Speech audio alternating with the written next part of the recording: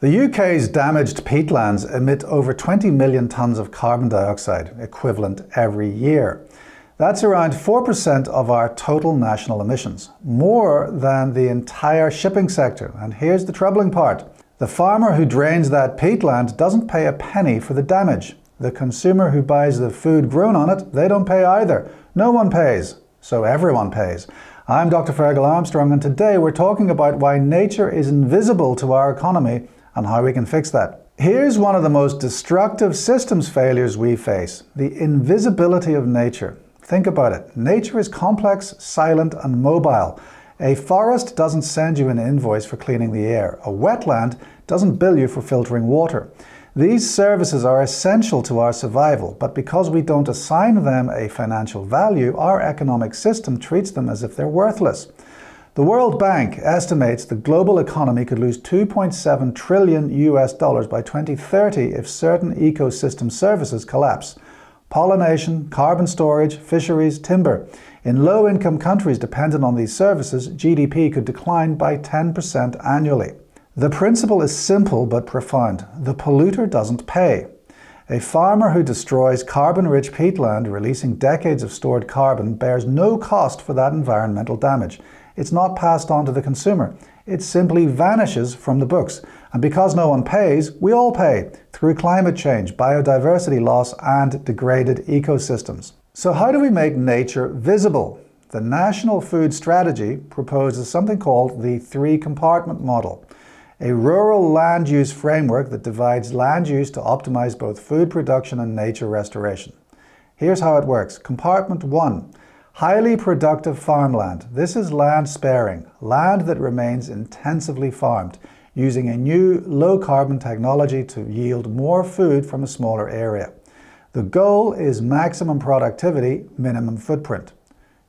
Compartment 2. Nature-focused land. This is land sharing, farmland that operates at lower yields specifically to allow nature to thrive alongside agriculture. Think hedgerows, field margins, reduced pesticide use, increased biodiversity. Compartment 3. Environmental projects. Land repurposed or adapted for large-scale environmental restoration. Afforestation, peat bog re-wetting, wetland creation, carbon sequestration at scale. The UK Peatland programme has already validated over 65 restoration projects expected to prevent 2.5 million tonnes of CO2 from entering the atmosphere. Lowland agricultural peat, just 15% of UK peatland, accounts for nearly 60% of peatland emissions. That's where targeted restoration delivers the biggest returns. Now, here's where this gets really important. If the UK commits to higher environmental standards domestically, we can't then undercut those standards by importing food produced with lower standards elsewhere. That's not just economically unfair to our farmers, it's environmentally pointless. The proposal is to establish minimum trade standards covering animal welfare, environmental protection, carbon emissions, and antimicrobial resistance. This matters for health too. The overuse of antibiotics in livestock farming abroad contributes to antimicrobial resistance globally. It's all connected. The health of our land, the health of our food system, and ultimately the health of our bodies.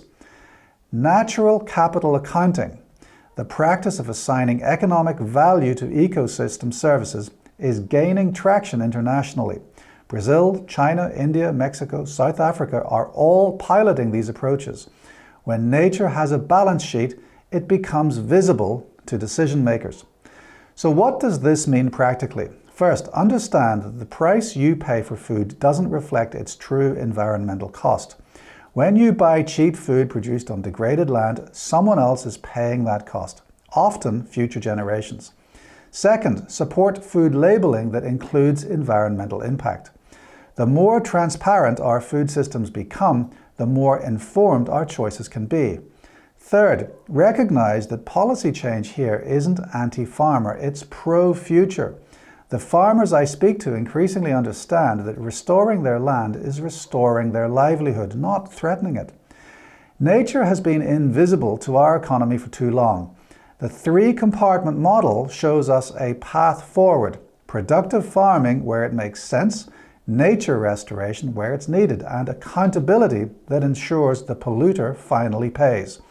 I'm Dr. Ferghal Armstrong. Subscribe to MedHeads for more evidence-based health insights.